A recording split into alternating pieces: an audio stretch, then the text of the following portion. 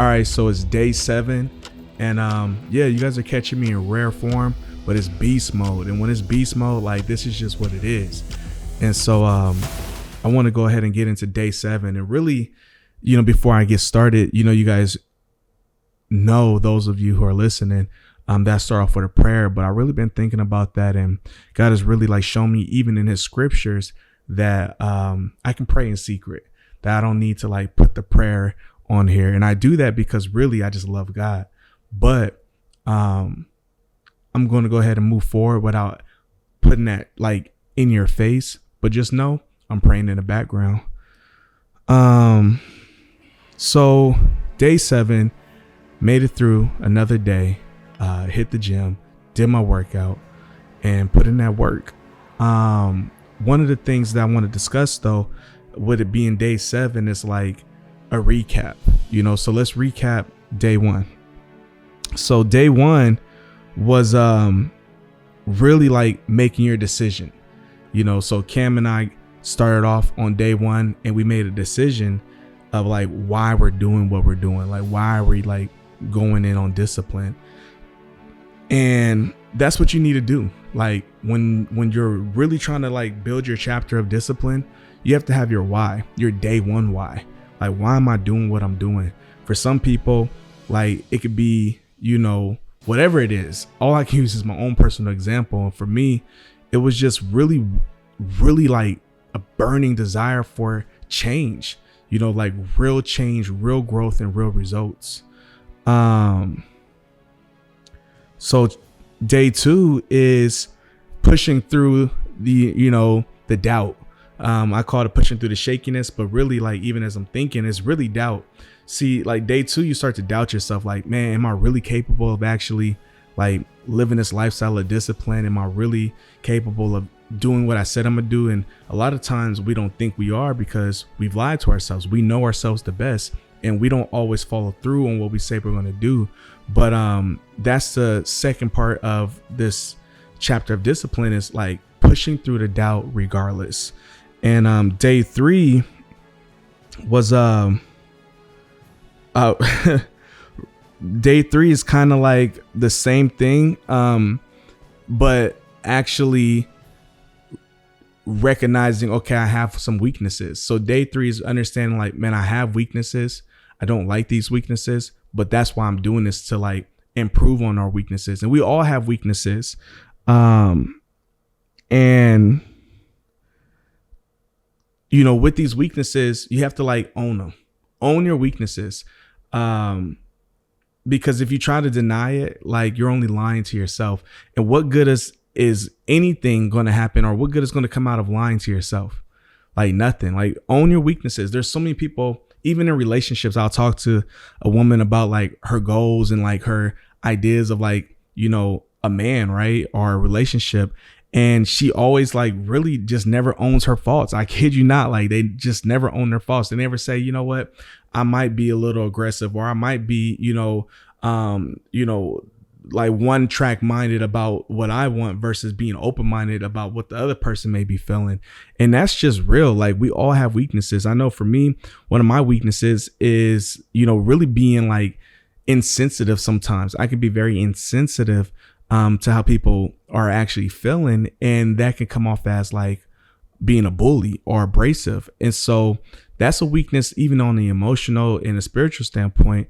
But I'm also learning with the word of God how to come across like loving and gentle and gracious, like to love unconditionally, because I really come off like that when I feel like I'm owed something. But if I lose the mindset of like feeling like I'm owed something, then really that condition is not in place, then I can love and speak with like a peace. And so, yeah, day 3 is like recognizing and owning your weaknesses. Day 4 is, really setting boundaries, and building routines and systems. But I remember that I actually switched the day 4 and day 5, because I was like, man, how can you build boundaries and routines and systems if you first don't identify your distractions, which was day 5. So day 4 really is day 5. Day 5 is really day 4. So day 4, identify your distractions. There's going to come things that are going to try to oppose like your discipline. It could be relationships. It can be work. It could be time management. That's a big one for me as a distraction. Once again, it's 12:43, June 8th, and I'm doing day 7, but I'm still going to keep failing forward because it has to be done, and there's going to be growth and there's going to be improvement. And then as once we identify the distractions, building systems, and I'm a work in progress. I'm literally working on the system, and it gets a little more better each day. And that's important to understand. And then with day 6,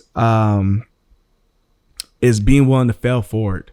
So, you can have this great desire, you can have this, anticipation to do the things that you're hoping to do and still not like achieve it as best as you would like, because let's just face it, like it takes everything you have and more to give it like your all. And that's what this is. This is a documentation podcast of 30 days of building discipline.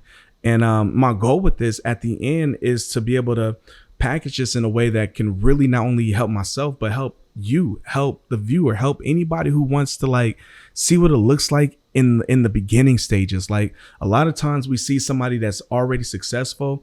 And I was listening to a podcast actually about this today. And it was a great example. Like basically he was saying, start where you are to help somebody else. All you need to be is one step ahead to help somebody else, one step behind. Because if you're 10 steps ahead, it's going to feel like it's too much to bite off. And it is, and the example he used was called semen retention, no fap. So I totally relate it, because a lot of the guys that I work with and disciple and really just spend time with, they struggle with like purity and pornography. And I used to have that struggle about 7-8 months ago. I really was beta. Honestly, that's what it was. To me, it was beta.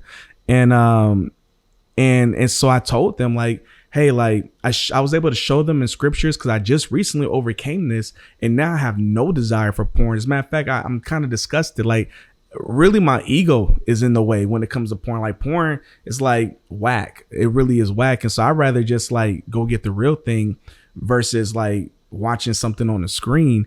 And so for me, I can help somebody who's struggling with that because I just recently overcame that. But if I was 2-3 years in the game, it's a lot different, because now my mindset is on something completely else. It's really on another level. So he just really expressed like all you have to do is be one step ahead to help somebody that's one step behind. And that's what this whole process is about. Like there's a lot of people that are like right there with me, but not quite there with me. I can say like I've been blessed, to be able to do what I do full time. Has it been easy? Absolutely not. Have I made absolutely like major mistakes? Absolutely. Like just tainted so many times with clients, with relationships, with business procedures. And even currently still going through something now with somebody who I thought I could trust, but that's just part of the game. You have to fail forward. It's life. And nobody said it was going to be easy. And so with that in mind, with day 7 is really just recapping, reevaluating what you've already accomplished, and now like making progress to like really adjust and just keep getting better. And I'm already excited about the next day, because day 8 is really new beginnings. Like, all right, now that I've accomplished this for the first 7 days, how can I start this process over again, the whole week over again, the next day over again, but much better than I did the first time. So that's what it is. And I really hope this blesses you. I hope it's helped you. And, this is just the beginning. There's going to be so much more. Like dream large and believe. For the longest time, I've always had this idea to do motivation and to do inspiration. And just a little bit of my story is like backtracking, like, yeah, I was homeless, at one point, but even further back, I was also incarcerated. My highest level of education is a GED from jail at the age of 15 or 16, back in like 2004, and so it's like, I've come through a lot, of trials, and I came through a lot of trauma. I literally was like born in trauma, and and still have just decided no matter what, to keep believing that anything is possible if you dream large and believe. It's not just a cool saying, it really is a way of life. And so that's what the goal is to help people, because some of the people that I work with, I lead a Bible talk, right? I'm a Bible, talk leader, but really that just means I serve a lot of people who have a lot of pain that they deal with. And, I work with a lot of young men who struggle with being men, as far as like what it takes, a work ethic, a desire, a mindset, determination. And